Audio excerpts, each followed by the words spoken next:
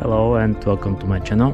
Today I'm going to speak about the latest GoPro Hero 10 firmware update, its effects on Hypersmooth, video stabilization, the new creative possibilities and challenges.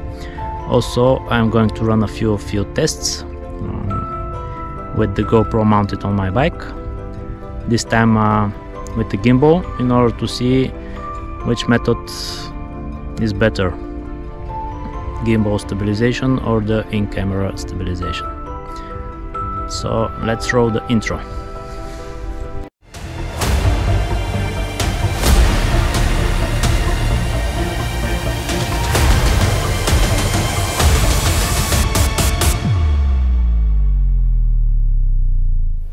A couple of weeks ago I ran some field tests and reached the conclusion that with the GoPro Hero 10 you need to be extra careful when you set up your Hypersmooth values and digital lens settings. If you haven't seen it, you will find a link in the description below, as well as in the card in the right upper corner, showing right now. Best results were achieved with Hypersmooth set to off or at standard and digital lens set at super view or wide. In order to be able to shoot maximum quality videos, despite the lack of in-camera stabilization, I have implemented two solutions. I bought a gimbal and a license to ReelSteadyGo, a video editing software, recommended by GoPro. In this video you will see how these two fare against the in-camera stabilization. In the meantime, GoPro released the new firmware update on December 15, 2021. The update includes 5.3K SuperView digital lens, as well as 24 frames per second shooting for 5.3K video resolution, so I wanted to test how these two new features can affect my conclusions so far. Let's run the tests. First I will show you how 5.3K shot in SuperView digital lens, with Hypersmooth set to standard, fares against 5.3K shot in wide digital lens, with Hypersmooth set to off, but stabilized with a gimbal and post-processed in ReelSteadyGo. It is quite clear that our second, non-stabilized footage profits a lot from the usage of gimbal and the post-processing. The image is smooth and has almost a drone flight feel and look.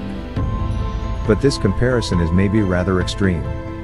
Let's help a bit the first footage by additional stabilization with a gimbal. Now the footage started to look much better, right?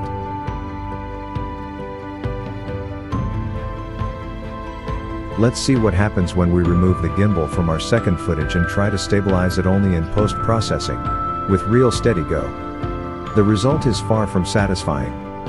The stabilization only in post cannot compensate for the jitter caused by the rough terrain.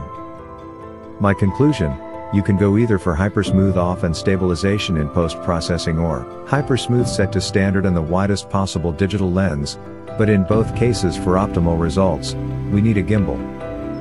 Also, shooting in 60 frames per second gives better results, compared to footage shot in 24 frames per second, which is to be expected.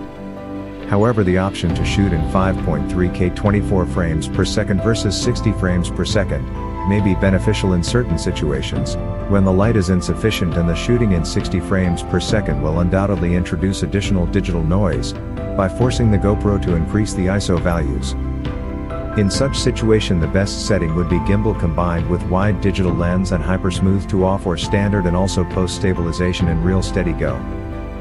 Unfortunately, ReelSteadyGo is not able to processing footage shot in SuperView in 5.3K at the moment. So for me it was impossible to test what would be the result from post-processing footage shot in 5.3K SuperView with Hypersmooth set to standard or off with or without a gimbal. Maybe with some future update this will be solved. I hope this video was useful.